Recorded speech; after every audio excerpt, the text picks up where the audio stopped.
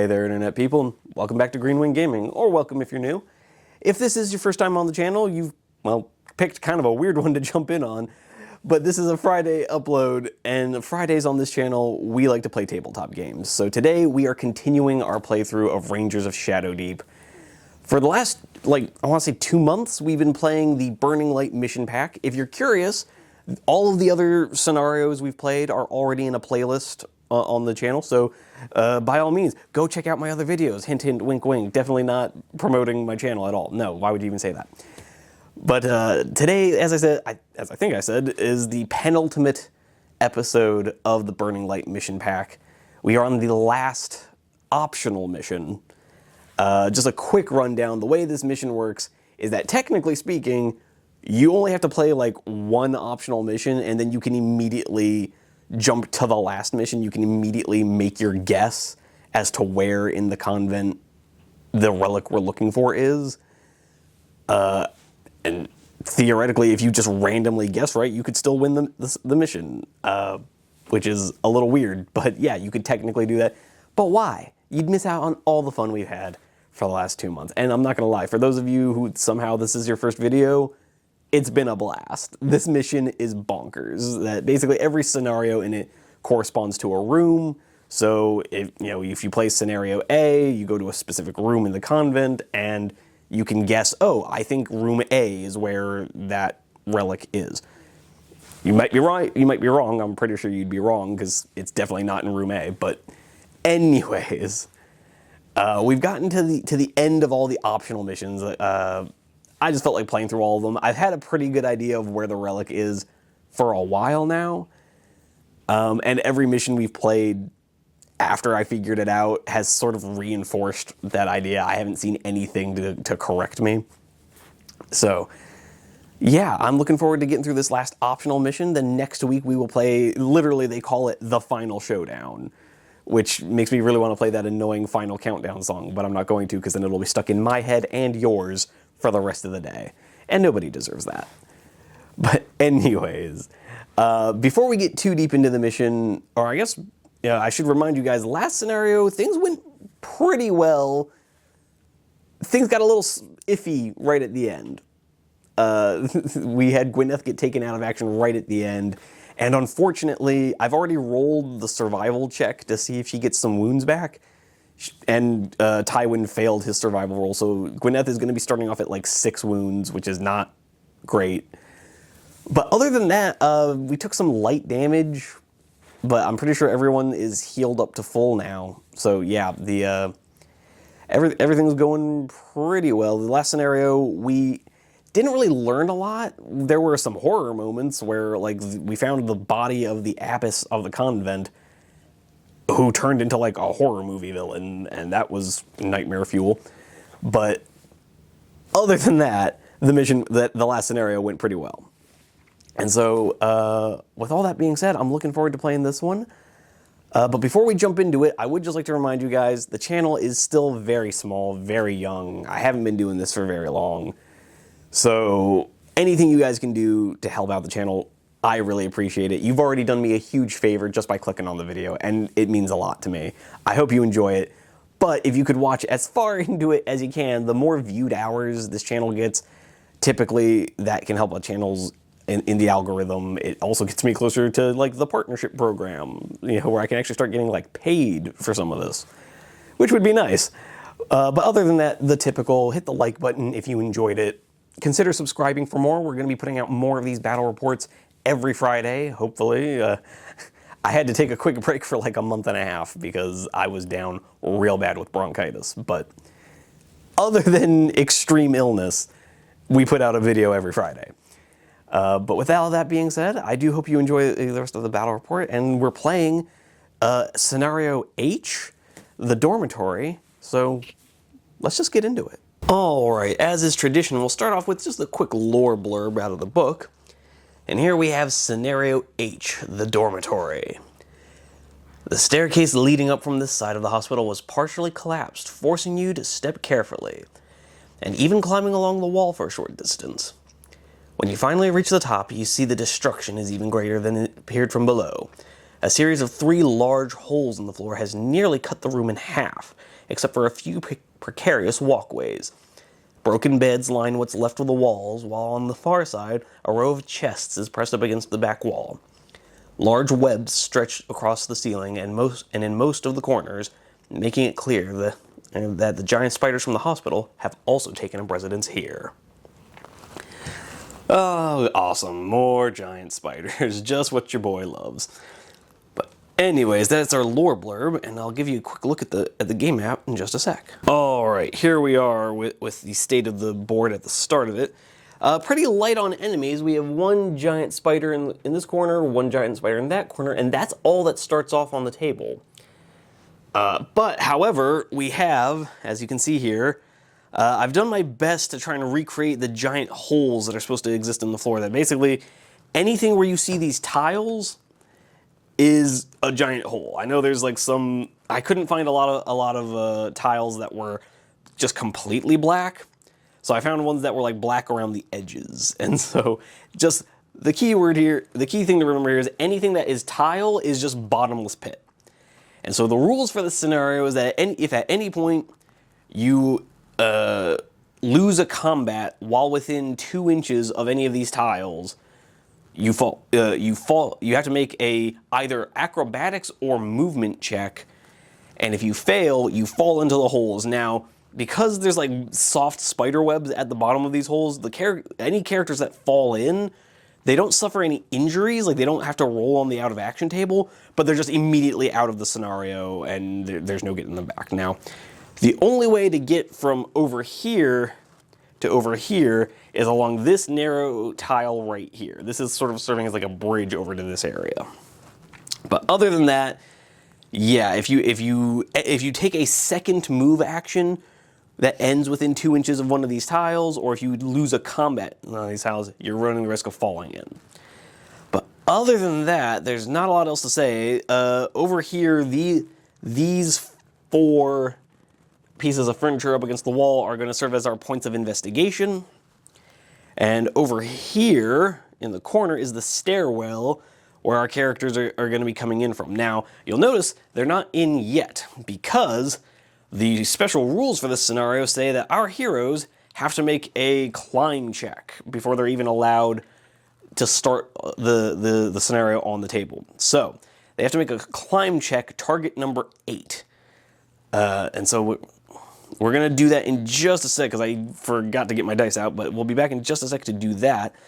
But give you one last sweep of this shattered dormitory mat, and we'll be back in just a sec. And here we are back after just a moment. I've finally got my dice, because I'm definitely good at this whole YouTube thing. But we're going to get started with the climbing checks. Now, I also had to stop to check the stats on these guys. Only 2 of our heroes have any actual climb stat, and that's Tywin over here, and Lady Gwyneth there in the back. So we're going to start with them. Tywin has a climb stat of +3, so he needs a 5 or better, because the target number is 8 for all of these. And Tywin's starting off strong with a natural 20, so he's going to be starting on the board. Then we're going to do Gwyneth. She's going to need a 6, and cranks exactly an 8, which would have been what she needed even without her climb stat. So she is also going to be starting off on the board. Next up, we're just going to do, let's see if Archibald makes it. He's just going to need an 8 and rolls an 18. So yeah, we're going to start off with our spellcaster. We're starting off strong, guys. Let's see if Bryn gets in on the party. No, he rolls a 2, so Bryn will not be coming in until the second turn. Now, Thaddeus, we're going to go ahead and have Thaddeus automatically make it in, because the scenario rules do specifically say that creatures that can fly get to avoid all of this nonsense. Like Thaddeus, because he can fly, isn't going to have to worry about falling into these holes or anything. So we're just going to say he automatically makes it, because that wouldn't make any sense. But then let's see if Eliza, our healer, makes it in. She does with a 16. We'll just pretend that Bryn was helping her up and that's why he failed his roll. But then let's see if we can get Bruno the dog up here. No, he rolls a 7. He's staying down with Bryn to watch his back. And then let's see if Damien's going to make it up here. He does. So Damien is going to make it up with a 13. All right, you know what? I will take that. That could have been a lot worse for us. But that is the starting composition of our party, and then Bryn and Bruno will show up at the start of turn number 2. But with that, let's go ahead and get into the first turn. All right, so here we are at the start of the game. We're going to hop right into the Ranger phase, and we're going to group activate with Tywin, group activating with let's go with Gwyneth and Thaddeus. I think the three of them, I think the plan here is going to be for the three of them to kind of make their way up the outside towards these upper investigation points, and then we're going to have basically everyone else try to make it across the bridge over to, well, on the other hand, maybe I should do the opposite, because they're the ones with the actual climbing stats, so maybe they should be the ones to do it, because Tywin even has a rope that gives them bonuses to a climbing check. Yeah, you know what? We're gonna change that on the fly. We're just gonna have Tywin make a yeah, we're gonna have him make a double move, going 10.5 inches to right here. Now this could end disastrously. We're also gonna have Thaddeus move up, and we're gonna have Gwyneth move up. But now Gwyneth and Tywin are gonna need to make some climbing checks, because they moved twice and ended that move within 2 inches of the tiles. So we're going to have Tywin basically throw down his rope, and we're going to have it be that his rope is being used to get across this bridge here. So that's going to give them a +5. So Tywin actually auto passes because he's got a 5, or a climbing skill of 3 with the +5 from the rope. Now Gwyneth just needs to roll a 2 or better. And she rolls a 19, so yeah, they're going to be fine. So they're going to be trying to get across this bridge next turn, which means they're probably going to need to make another climbing roll. But again, with the rope down, with Tywin kind of tossing the rope across that bridge and tying it off on like this table or something, they should be reasonably good, as long as, I mean, Tywin is automatically going to be fine, but as long as Gwyneth doesn't roll the 1 next turn, she should be good as well. But anyways, moving over to our giant spiders, it is now the creature phase, and they're going to be making a beeline for Tywin and Gwyneth, and end up about here. And Buddy Boy over here is going to end up right about here. All right, and that is our creature phase all done. And with that, we're going to go right into our companion phase. And we're going to start off with Damien, our friend here on the right. And he's just going to jump up 9 inches, staying well away from those scary, scary tiles. And that's going to be his double move. And I think what we're going to do is have Archibald is just going to move up 6 inches. Looking something like that.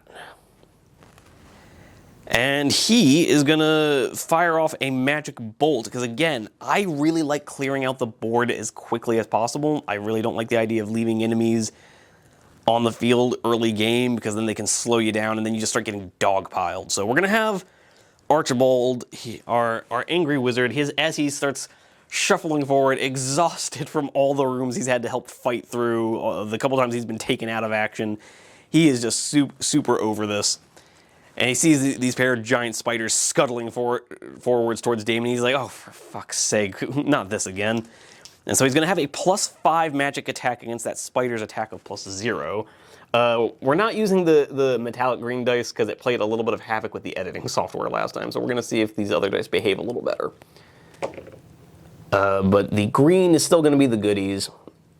Blue is still for the baddies.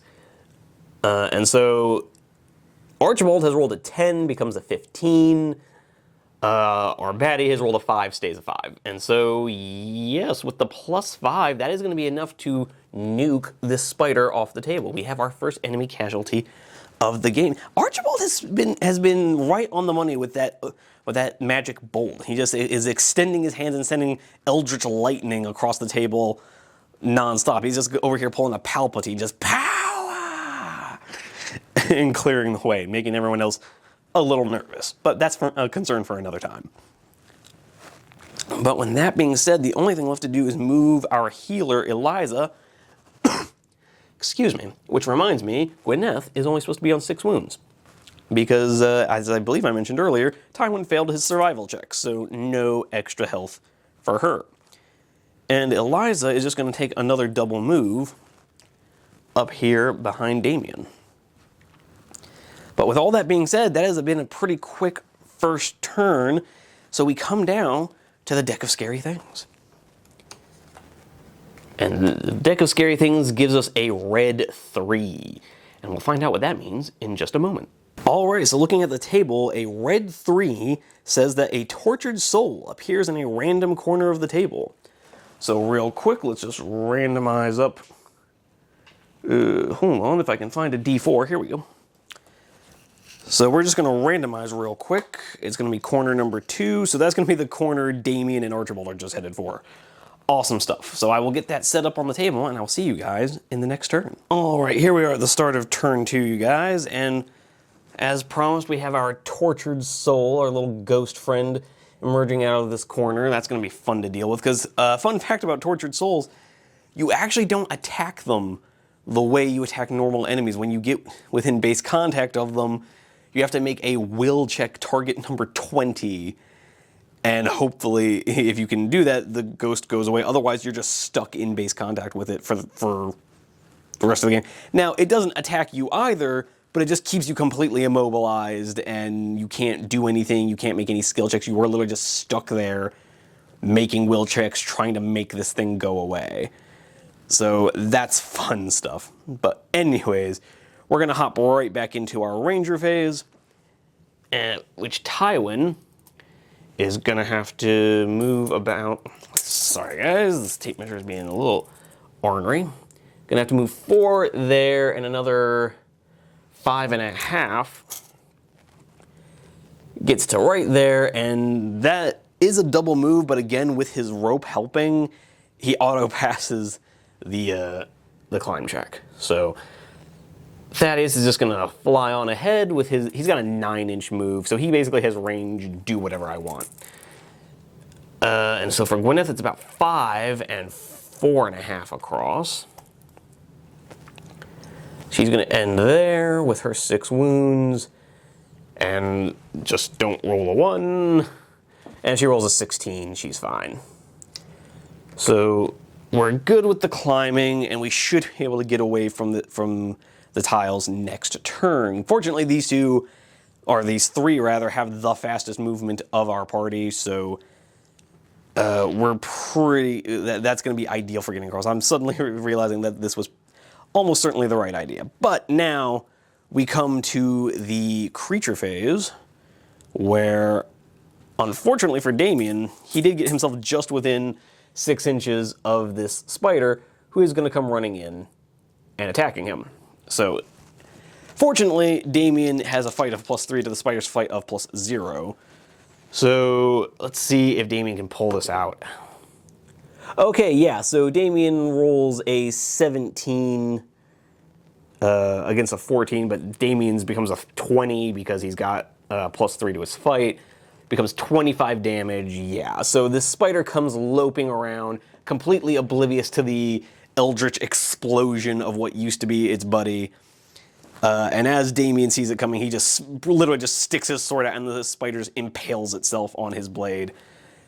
Damien disdainfully kicks the corpse off and prepares to continue moving around towards his objective. And so the tortured soul is going to move straight towards him 9 inches and end up like so. So I don't think we're going to be able to dodge it. Somebody is going to have to bite the bullet and become immobilized for this entire game. But we'll just, excuse me, got a little bit of a frog in my throat. But we'll just have to see what we can do about that, because in the companion phase, we are just going to have Damien move his 9 inches, ending up like so, doing his level best, a little more like that, doing his level best to avoid coming within 2 inches of those tiles, because I don't want to risk him falling. We're going to have Eliza doing much the same, just seeing the spooky ghost and saying, no, no, no, no, no, no, no, no, no. And then Archibald is probably going to end up being the one who gets tackled by the tortured soul, which I think is actually not such a bad idea, because I'm pretty sure he has higher will than they do. But anyways, yeah, there's not anything else for Bryn to shoot, so he's just going to move his 10.5 inches. Oh, hold on a second. Yeah, I've been treating these guys as having 9.5. They have 10.5 inches of movement, so they're both going to move just another inch up the table. Like so. Problem solved. All right. So that brings... Oh, sorry, we still have Bruno to resolve. How could I forget our bestest boy? And he's just going to move up 9 inches, staying right behind Bryn. And that brings us to the end of the turn. These first couple turns, when they go well, they go by real quick.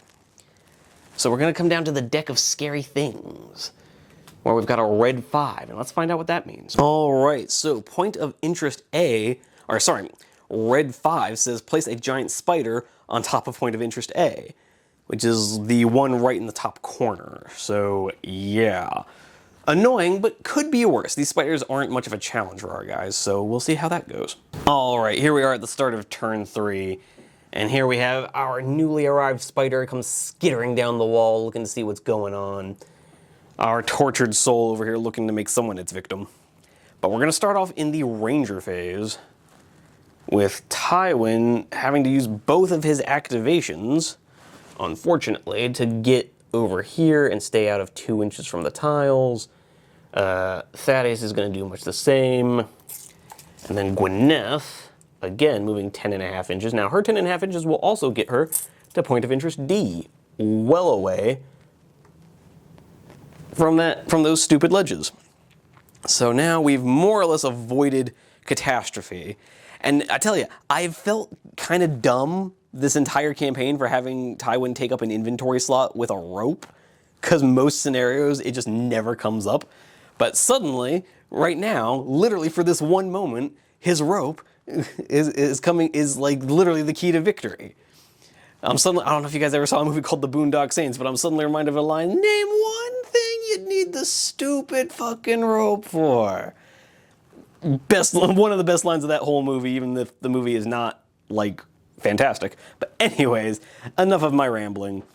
That is going to be the end of our ranger phase, because his group activation has gotten them to their objectives. So unfortunately, it is now time for the creature phase, which is, let's see, we have to start with the closest one, so let's see who's closer, Bryn or Archie. Archibald is right about 3 inches away. And Bryn is more like 3.5. So unfortunately, our ghost is going to go right at Archibald. And we're just going to see if Archibald, he has a will of +1. So let's see if he can crank a 19 on his will roll. No, he cranks a 9, becomes a 10. So not quite. But I guess we'll give him another swing at it in the companion phase. But anyways, we're going to have this giant spider come rushing towards our heroes. Skitter, skitter, skitter. I'm definitely not terrified of this. This definitely isn't going to give me a nightmare later. Not at all. And that's our creature phase done. So for the companion phase, we're just going to have... we got to come over here to get a little better angle on these guys. And... darn. Damien is not quite within 6 inches, so he's not going to be able to actually fight the... he's not going to be able to fight the giant spider just yet. So instead, what we're going to do, we're going to have Bryn level his musket. Finally, having arrived, kind of arrives up the stairs, gasping and panting, and wondering why the other guys didn't wait up for him. And he sees this furry mess of a spider come rushing towards his friends. As he's rushing forward, sees the unnatural flare of Archibald's torch trying to ward off a horrid ghost, a shadow detaching from the wall.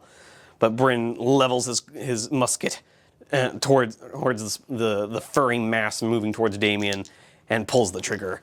Let's see, he's going to have a shoot, a shoot of +2 against a fight of +0.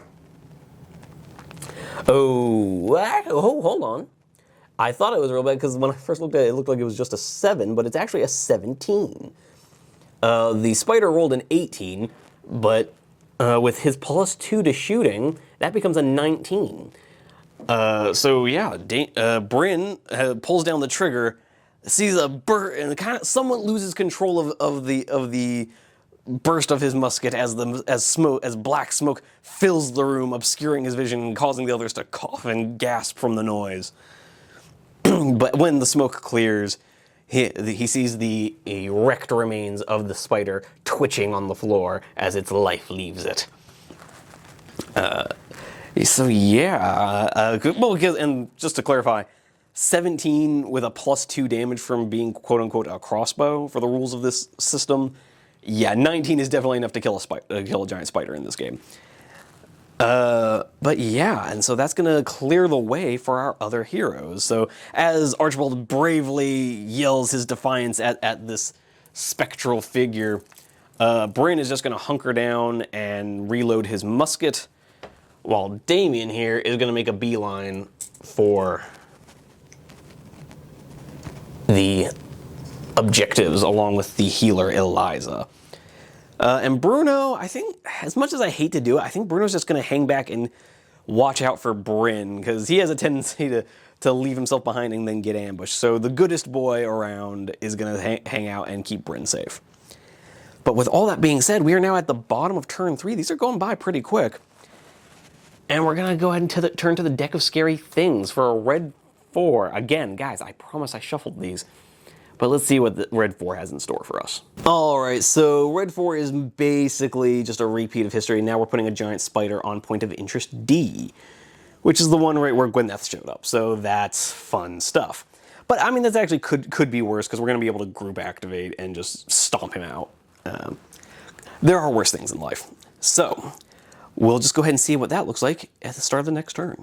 All right, coming into turn 4 here, we have yet another new spider showing up on the table. But again, my strategy of clearing the board quickly does seem to be working out. Of course, it doesn't hurt that this scenario seems to be one of the easier ones, that we only started out with like 2 baddies on the table. So, but now because we prioritized attacking over movement, we were able to get a clear field, and all we needed was Damien rolling well 1 time, and suddenly we had a free board, and now they're just coming at us like 1 at a time, much more manageable than if we'd tried to ignore them and gotten jumped on.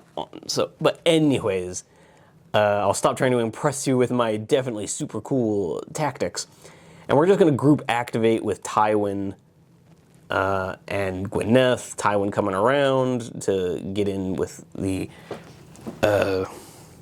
spider, and what the hell, we'll have Thaddeus come in and do much the same. And so for Tywin's second action, he's going to fight the spider. He's already a fight +5, but with a double gang up bonus, he's going to be a fight +7 against a fight +0. Let's see how that goes. Hold on. So, hold up. He rolled a 12. So yes, Tywin rolled a 12. The spider has rolled a 7. The 12 becomes a 19. So yeah, that's a deleted spider. I don't think anyone's was super surprised by that, but yes. So as Tywin and Gwyneth have breathlessly stumbled their way off that narrow bridge of cobblestones, just tenuously holding on from collapse, Tywin reached out towards this chest, only to see a form moving out of the shadows, shouting his alert to Gwyneth. He lunges forward, blade at the ready, slicing through the spider as it drops down. Gwyneth just getting her dagger up in time to hold it at bay.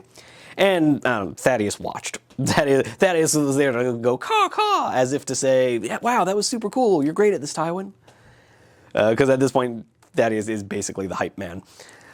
But with that being said, Gwyneth's second activation is just going to be to open point of investigation D. So let's find out what that has for us. All right, looking at point investigation marker D, we have a locked chest. Make either a pick lock roll target number 7 or a strength roll target number 10 to open the chest. Figures may make this roll as many times as they wish.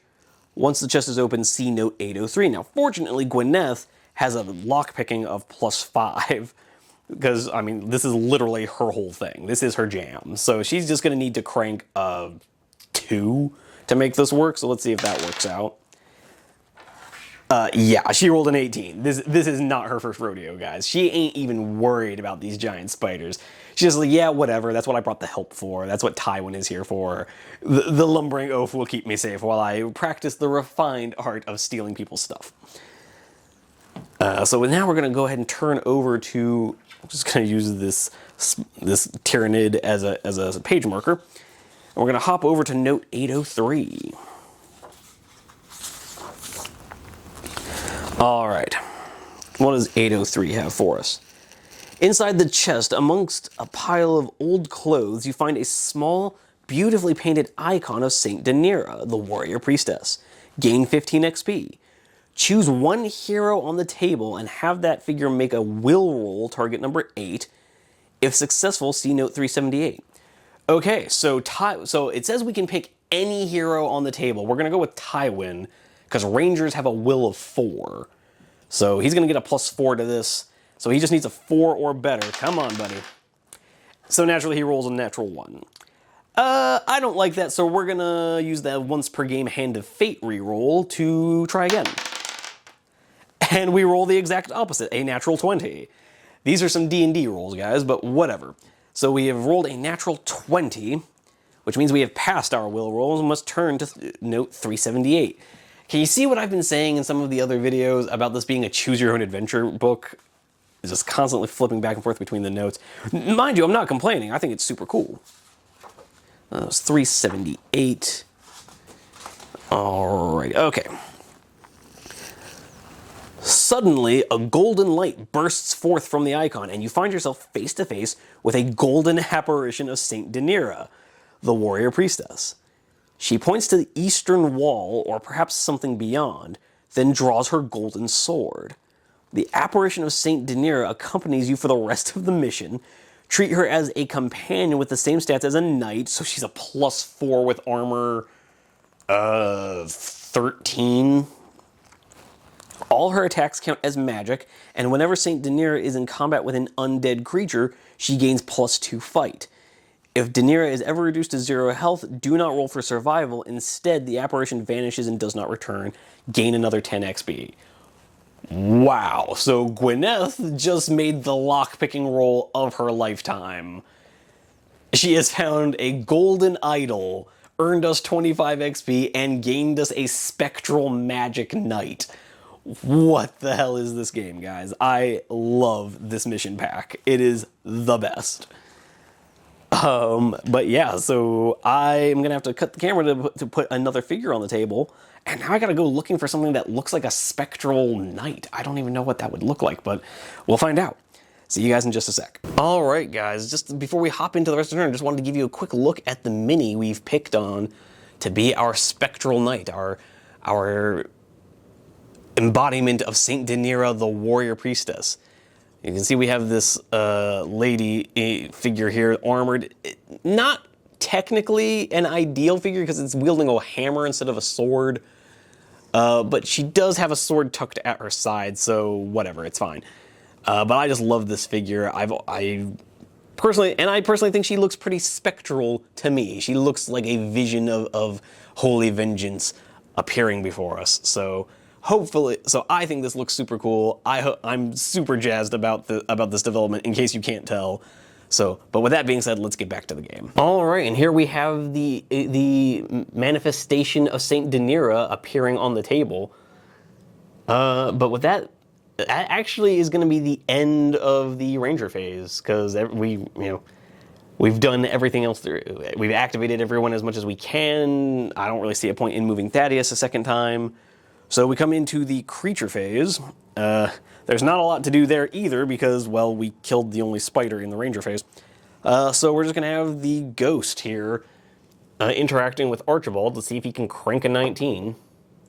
He rolls a 20! Oh my goodness, we get another natural 20, guys. We're rolling hot dice. The Archibald finally musters his will and pulls a full-on Gandalf, "You shall not pass!" And the ghost is driven back by the burst of eldritch flame from Archibald's torch removing itself from the table. But with that being said, that is the creature phase over, so we're going to hop back into the companion phase, where once again we come to our young plucky heroes closing in on our objectives, ending up like so. They should be able to make it to the objectives by the end of next turn. And Archibald is just gonna try to stay hip with the kids, trying to keep up with them, ending up like so. Bryn, moving just a little bit faster, is already gonna be able to end up right next to him. Bruno kind of lagging behind ever so slightly. Arf, arf, wait for me. And I like to think he's actually saying, arf, arf, wait for me, because if you'll remember, in the last scenario, he got struck by lightning, and following Disney movie logic, he can now speak human.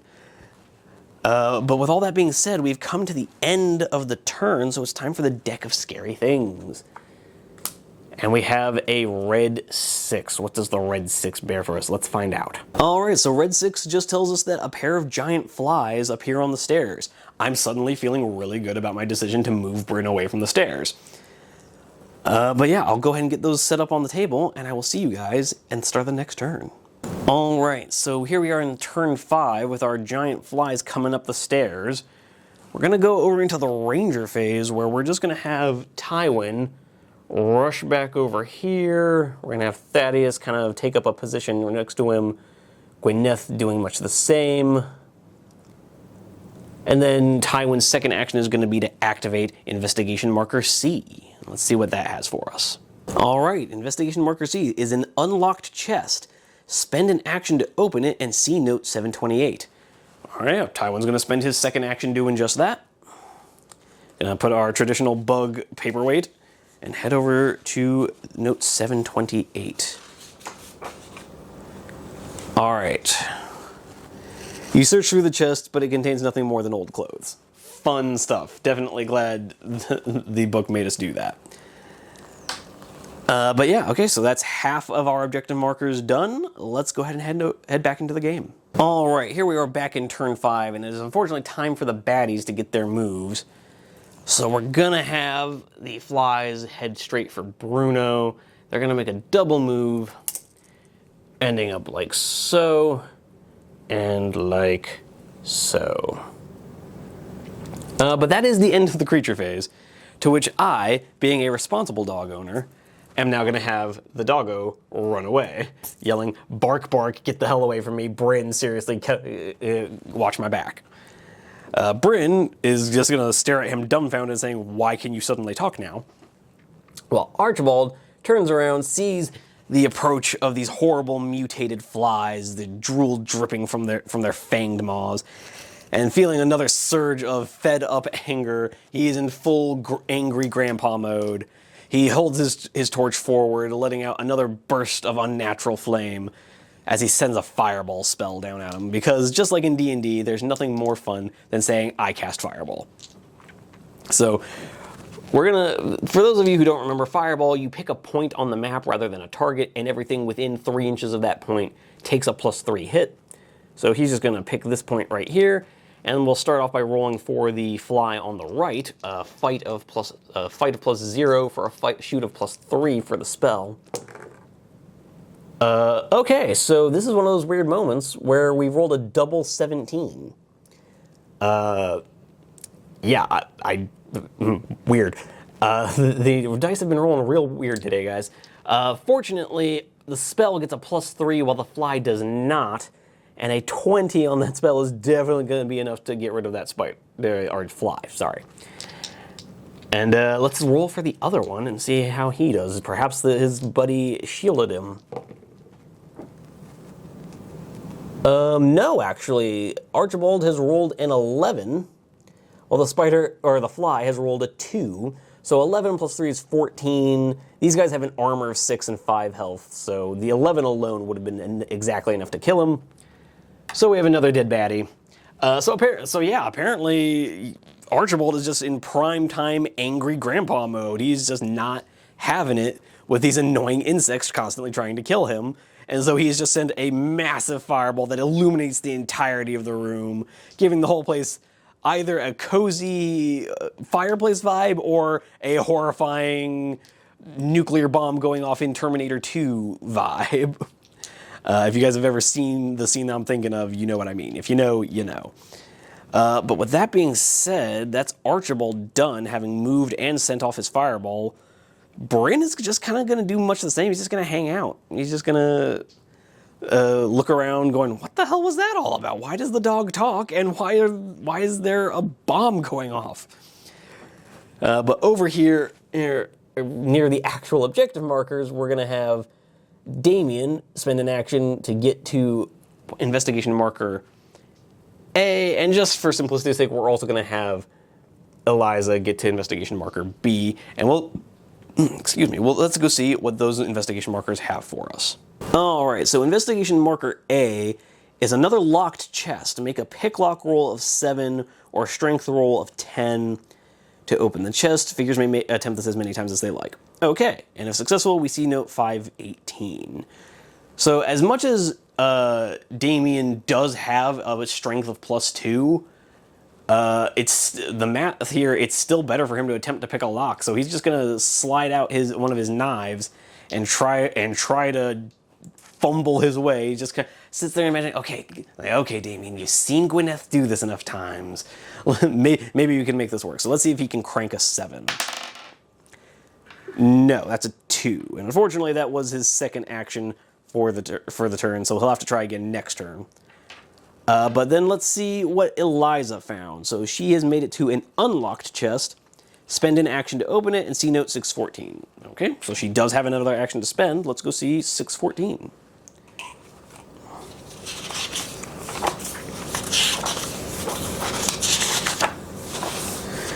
All right. You quickly search the chest, which contains clothes and various bits of simple jewelry. You pull out one small book containing poetry. Choose a figure currently on the table to make a read runes roll. Target number 12. If successful, see note 237. Otherwise, you toss the book away as worthless and give up on the chest. So, a read runes roll. This is hard because on the one hand, Tywin again we could pick and have him just pop his focus ability, give him a +8 to this. On the other hand, Archibald is the actual wizard here and currently has a read runes of like +7. Oh, that's right, he did just get a +4 to that, so he does literally have a +7 to his read runes roll. So yeah, he can literally auto pass because it's no, he doesn't auto pass. He's a +7, so he needs a 5 or better. So yeah, let's have Archibald do it just to share the glory a little bit. Come on, show me a 7 or better. He shows me better. He shows me a 14. So Eliza kind of holds out this book, asking for Archibald to take a look at it and see if it's anything important. Archibald takes a quick look, and sure enough, finds something worth investigating. So let's turn to note 273. Again, I'm loving this choose your own adventure vibe, guys. On closer examination, you realize that the poems in the book are spells. The book may be given to any hero and takes up an item slot. It can only be used by a figure that can cast spells. Eliza can cast spells. However, a spellcasting figure with the book can read one of the spells to heal 3 health to itself or any other figure within 6. This may be done 5 times before the book is exhausted. So we have a giant book of healing spells, and we gained 10 XP. So I think we've gained a total of like 35 XP from these investigation markers. Yeah, so now our healer, on top of an actual heal spell, has a book of minor healing that she can use 5 times. That's actually kind of awesome. Yeah, I think Eliza might actually be sticking around in the crew once we end this mission, because I don't think we're going to be using that book of spells in the rest of this mission, just because there's only one scenario left, and I'd be surprised if we need 5 healing spells by then. But with that being said, let's get back into the turn. All right, so when I say get back into the turn, there's not a lot left to do. Everybody has gone. And most of the investigation points have been found. We literally just need to find out what's in A, because Damien is there fumbling with a knife trying to be a slick lockpicker. But with that being said, it's time to come to the deck of scary things and see what it has for us. A red 2. Okay, let's go see what the red 2 means. Alright, red 2 says that suddenly the earth begins to shake and bits of ceiling and floor crack and break away. Any figure standing within 2 inches of one of the holes must either make a acrobatics or move roll or tumble into the room below. In this case, the figure is unharmed but out of the scenario. Now, fortunately, we don't have anyone within 2 inches of these dreaded tiles of any of the giant holes in the floor, so this does not have any effect. Good planning on my part, if I do say. Although I feel like it's not exactly genius planning to say, hey, maybe don't hang out by the giant hole in the floor. But anyways, guys, that's going to be the end of the turn. This scenario going pretty well for us so far, knock on wood. But I'll see you guys in the next turn. Alright guys, here we are in turn 6, and the plan now is Operation Hunker Down. We are literally... Oh, so one thing I should have clarified, Thaddeus here was within 2 inches of the holes. However, the rules of the game do specifically say that flying creatures don't have to worry about that. So, it's now Operation Bunker Down. Gwyneth is going to get behind the others with her in her wounded state. Tywin is going to look over and start shouting orders to the others. Thaddeus is just going to come over and start inspecting this strange, silent knight who is just kind of hanging out ominously. There is no creature phase because we killed everything. So in the companion phase, we're just going to have Eliza kind of move away, Bryn kind of joining her, Archibald doing much the same, and Bruno playing the faithful guard dog. And with that being said, it's just time to see if our buddy Damien, excuse me while I grab a dice, is going to take another swing at trying to be a slick lockpicker like Gwyneth. So if he can roll a 7, and he rolls a 10. Okay, so we have successfully unlocked the final investigation marker. Let's go see what it has to say. Okay, guys, so unlocking that chest gets us to note 518, which reads, you quickly rifle through the chest, which is mostly filled with clothes. At the very bottom, wrapped in some old paper, you find a strange idol shaped in dark clay. Looking closer, you can see that it represents some kind of twisted demonic creature. Choose one hero currently on the table and have that figure make an ancient lore roll, target number 10. If successful, see note 249. Otherwise, you drop the idol and stomp on it. Either way, gain 5 XP. So we're at like 40 XP gained. And oddly enough, our tracker Bryn has an ancient lore skill of +7. Now Tywin also has a +3 in it, and he has the focus ability, which gives him a +8. So as cheesy as it seems, I'm going to go ahead and do that. I'm going to select Tywin, and we're going to say as Tywin is shouting across the holes to make sure the others are okay, Damien is going to shout back, boss, I found something kind of weird here, and starts describing it to Tywin, who's going to pop his focus ability gain a +8 to this, which means even if he rolls a 1, he still rolls a 12. So we go to note 249. Alright, so note 249. The idol is a depiction of Balshatot, a god of the desert tribes of the north. It is said that the tribesmen who worship him burn captives alive as offering. Feeling the idol carefully, you are aware of runes carved into the clay, but in the dimness it is impossible to make them out. It might be worth carrying the idol home and turning it over to the scholars to see if anything can be gleaned from it. The idol may be given to any hero, it takes up an item slot, and a figure carrying it suffers -1 will until the end of the mission. Until it gets rid of it. If the figure carrying it survives the mission, it may turn it over to superiors and gain another 12 XP. So that's going to be 12 pending XP, assuming we can get it off the tape, out of this convent alive. But yeah, that's gonna be kind of interesting. But with that being said, let's just go back over to the deck of scary things to finish out this turn. All right, so here we are with the deck of scary things. We've done all of our companion moves. There's no baddies on the table. And we draw a Shadowdeep card, the Spades 5. Oh dear, so we're gonna have to see what that portends for us. Okay, so this is kind of bad news bears for us. 3 gnolls, a fighter, an archer, and a sergeant, appear at the center of a randomly determined table edge. The gnolls follow the standard rules for evil creatures, so that's not great. But I'm going to go ahead and roll that up and get it set up, and I will see you guys at the start of the next turn. Coming into turn 7 here, and the setup process did not go great for us, or maybe it did go great for us. I'm having a hard time deciding.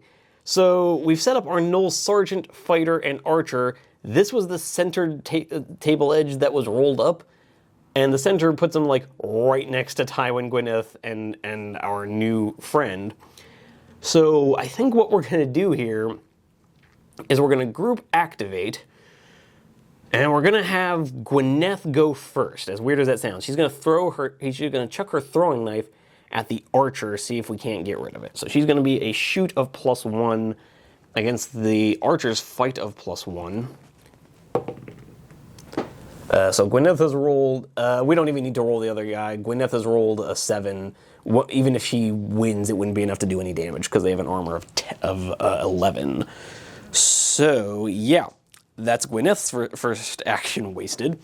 Tywin's first action is going to be to just hop into combat with the gnoll sergeant, which I'm using an old metal storm vermin model from the old Warhammer Fantasy Skaven line. Saint Daenerys is going to move around and get into combat with that archer that just avoided having a knife chucked at his head. And so what I like to think happened here is that some... If you all will remember, at the end of the hospital scenario, we did have a pair of gnolls show up, who then just like they were not dead by the end of the scenario, so we just narratively said that they ran off. I like to think that they ran off and found some backup, and have now come climbing up the webs, looking to get the drop on our heroes as they heard, the banging of a musket and the sound of a fireball going off, and have climbed up just as Tywin and the others were finishing up their rummaging over here by these chests. And literally, as Tywin turns around and is shouting across to his friends, he looks down, sees a trio of gnolls come lumbering out of the shadows, and rather than allow them to come to him, he goes on the offensive, hurling himself forward, blade at the ready. So he is going to he's completely on his own. He doesn't have any backup, but he is going to pop his frenzied attack ability, which is going to give him a +5 to this. So he's going to be fight +10 against the gnoll sergeant's fight +3. So hopefully he can bring it home. So the gnoll has rolled an 8, which goes up to an 11, which would have beaten Tywin if he hadn't popped the frenzy attack ability, because he would have had a 5 + 5 becomes a 10. Instead, he rolls a 15. The gnoll sergeant has an armor of 12, so he takes 3 points of damage and goes down to 9 wounds. Okay, so that's not as impressive as I was hoping for, but oh well. Maybe Saint Daenerys can make up for it, because now we've got our injured gnoll sergeant, and we have Daenerys over here with her giant hammer, about to bring the hammer down on this poor gnoll archer who just dodged out of the way of a knife, as only in time to see this haunting black armored figure lumbering towards him. So she's fight +4 to the archer's fight +0. Or sorry, fight +1. Again, the baddies in blue are rolling okay. He rolls a 9, becomes a 10.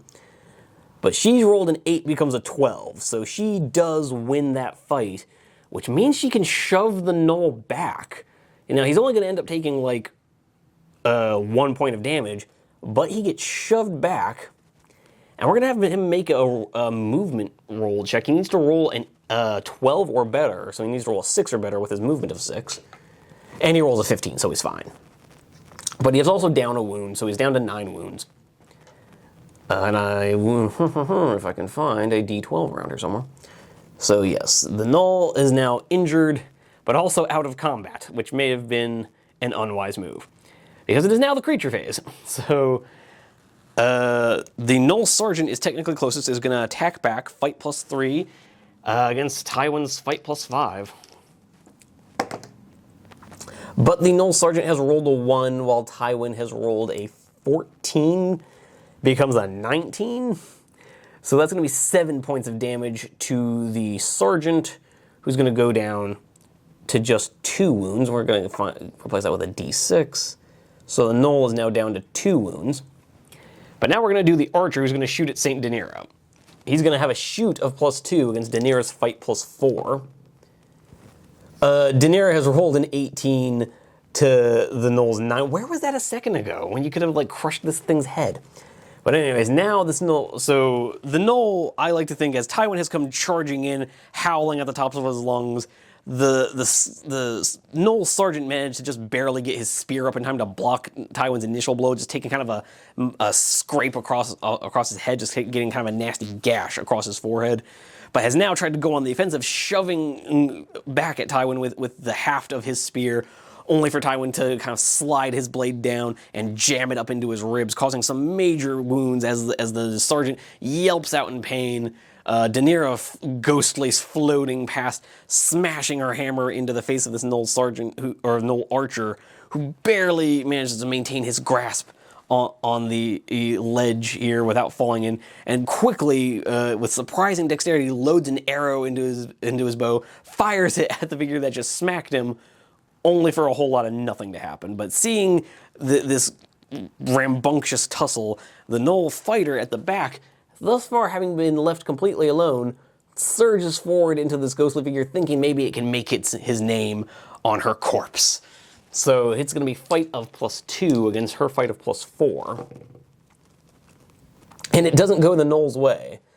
But he ends up not taking any damage because Daenerys, while winning the fight, has rolled a 10, which is less than his armor. So he's just going to get shoved back, but now has to make a movement roll, and is going to need a 6 or better.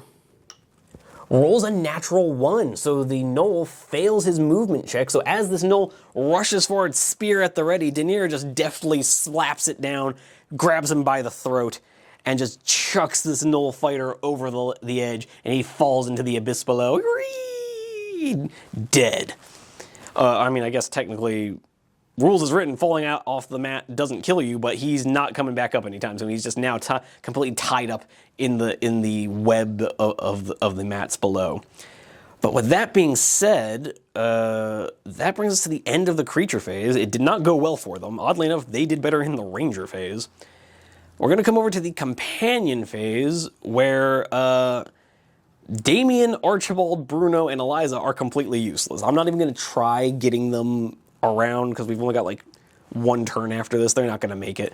But Bryn, it's his time to shine. So Bryn, having long since reloaded his musket, sees the tussle, as it kind of looks on in shock as Tywin's instructions to Damien about the figure are interrupted by the sudden shouts and yelling of combat, turns around, sees this archer firing off an arrow at this knightly figure, this strange armored figure who seems to be assisting Tywin. And he decides, oh, I ain't having that. No, I don't know who the lady in the armor is, but I know gnolls are the enemy. So he levels his musket again, ready to fire. So he's going to have a shoot +2 against fight +1. Unfortunately, it's not enough. His shot goes wide. Really bad time to be missing. But I guess as he's leveling his musket at the gnoll, he's conscious of his buddies being on the other side, and so he just kind of, his nerves get the better of him, and he twitches the shot off to the left and it just kind of embeds into the web-covered ledge below. And his second action is just going to be to reload his musket and try again as he kind of peers through the black powder smoke, coughing and gasping, sees that the gnoll is still moving around unharmed, and he's like, ooh, that's embarrassing, and gets ready to try again next turn. But now, with that being said, we're at the end of the companion phase, because like I said, the rest of them just don't have anything they can do to be relevant. So we're going to go to the deck of scary things and pop the red ace. Okay, let's see what the red ace has to say. All right, choose one. The card set. The result for this card is choose one of the 3 walkways that connect the 2 halves of the room. This walkway collapses. Any figures on this walkway must make either an acrobatics roll or a movement roll, or tumble from the room tumble into the room below. In this case, the figure is unharmed but out of the scenario. So none of our heroes are on the crosswalks, so it's fine. It doesn't really matter. There's one more turn left in the game, so yeah, we're just gonna. This essentially has no effect. Would have been relevant much earlier in the scenario, but not now.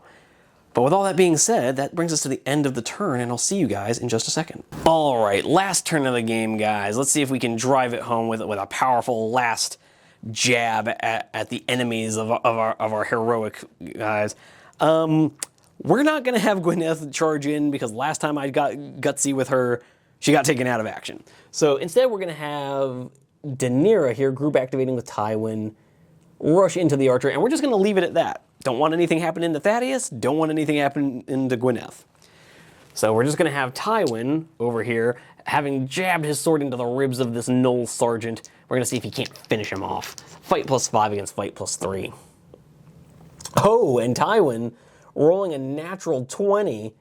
Yeah, he definitely finishes off that Knoll sergeant as he just is rummaging the blade around. The Knoll is gasping in pain and writhing on the blade, trying to push his clawed hands into Tywin's face to get him off, and Tywin just angles his blade, shoving it up further into the sergeant's heart, and watching the life drain from his eyes as he collapses to the floor, blood now staining the front of Tywin's clothing.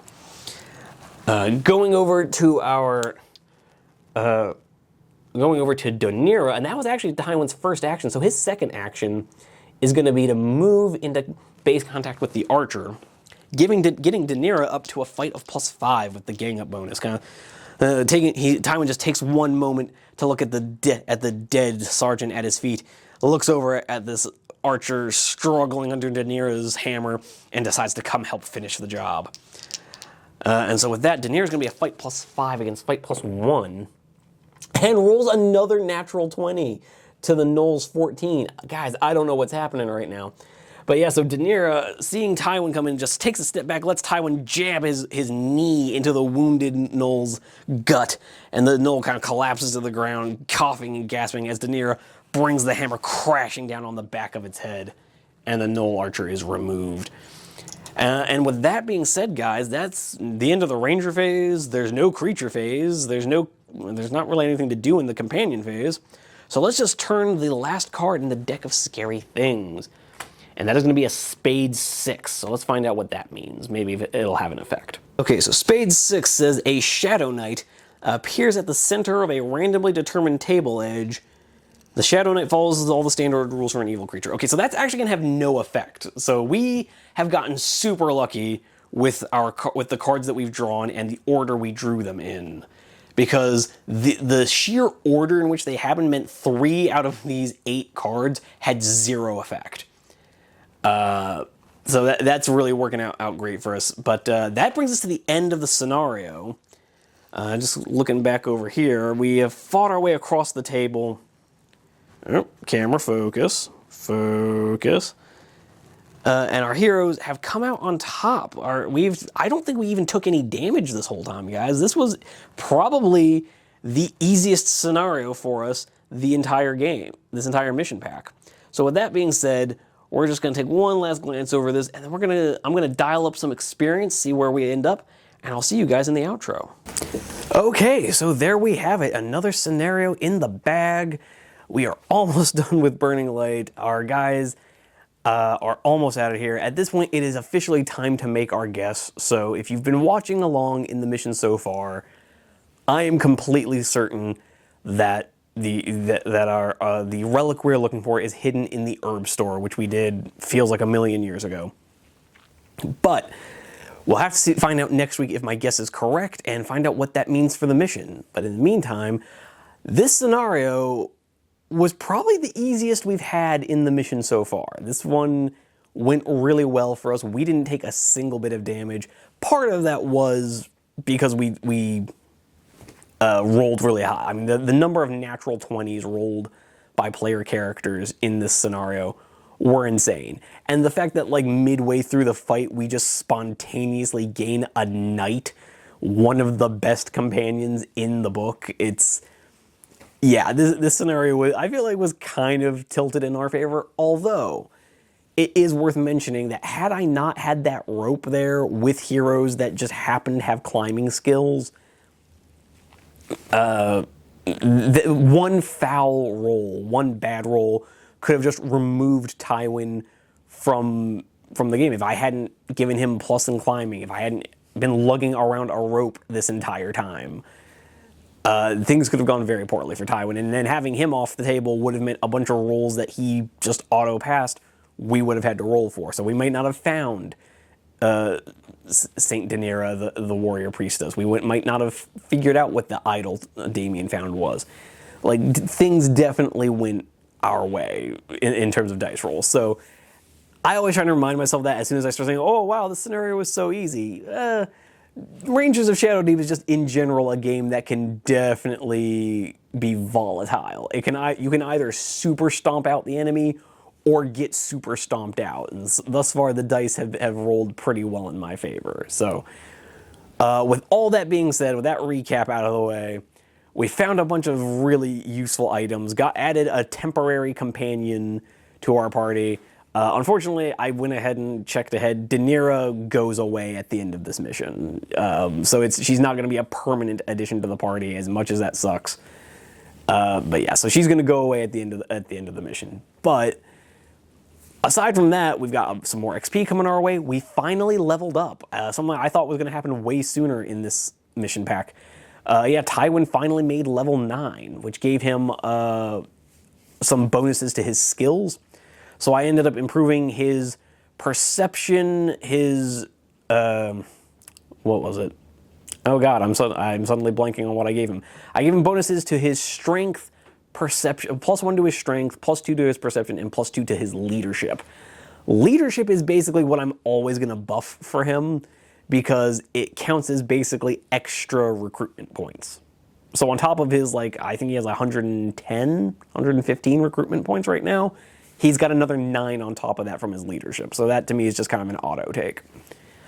But with that being said, the only other piece of news is Gwyneth, by virtue of not, specifically because she wasn't taken out of action, gained 2 progression points and leveled up. She got to 30 progression points.